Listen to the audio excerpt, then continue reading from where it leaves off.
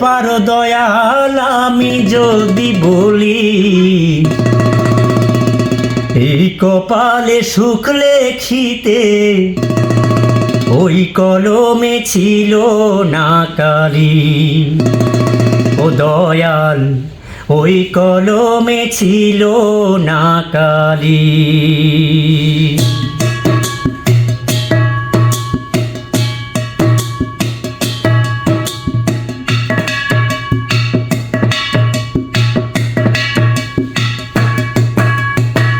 নারাজ তুমি হইতে পারো দয়াল আমি যদি বলি, এই কপালে সুখ লেখিতে ওই কলমে ছিল না কালি।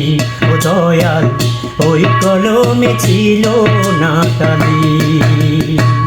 নারাজ তুমি হইতে পারো দয়াল আমি যদি বলি, এই কপালে সুখ লেখিতে ওই কলমে ছিল না কালি।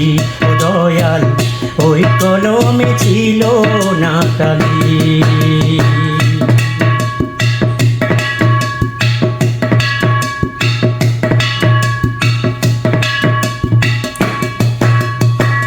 বেশি কিছু চাইনি আমি, চেয়েছিলাম যারে অন্তর দিয়ে ভালো আমি বেসেছিলাম যারে।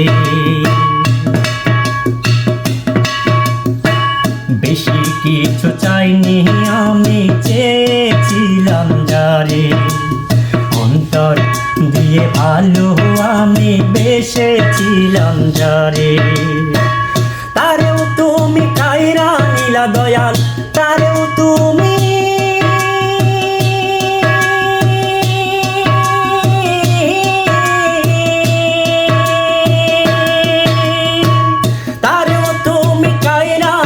দয়াল হৃদয় করে খালি। এই কপালে সুখ লেখিতে ওই কলমে ছিল না কালি। ও দয়াল ওই কলমে ছিল না কালি।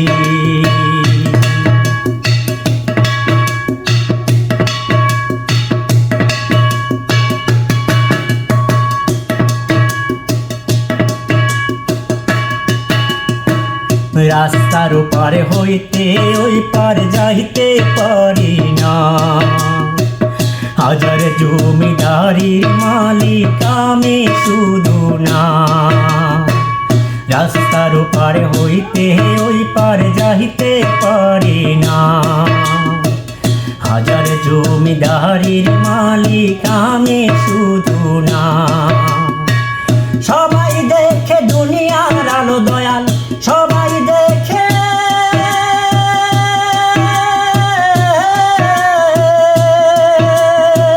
সবাই দেখে দুনিয়ার আলো দয়াল আমার চোখে টালি।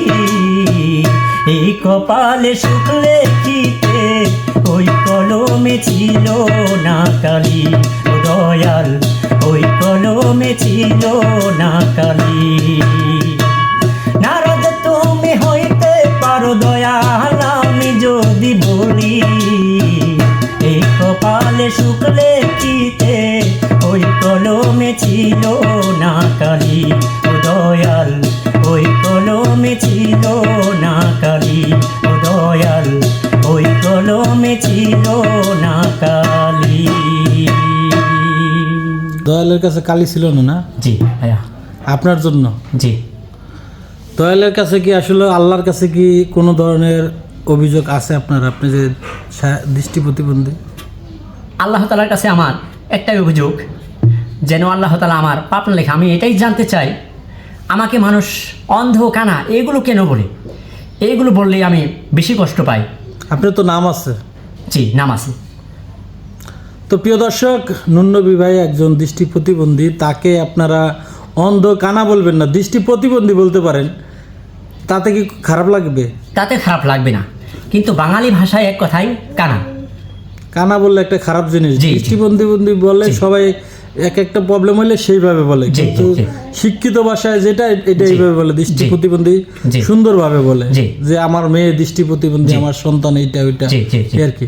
জি। তো যাই হোক, দর্শক শ্রোতা, গান শুনলেন, আপনাদের কেমন লেগেছে অবশ্যই কমেন্ট করে জানাবেন।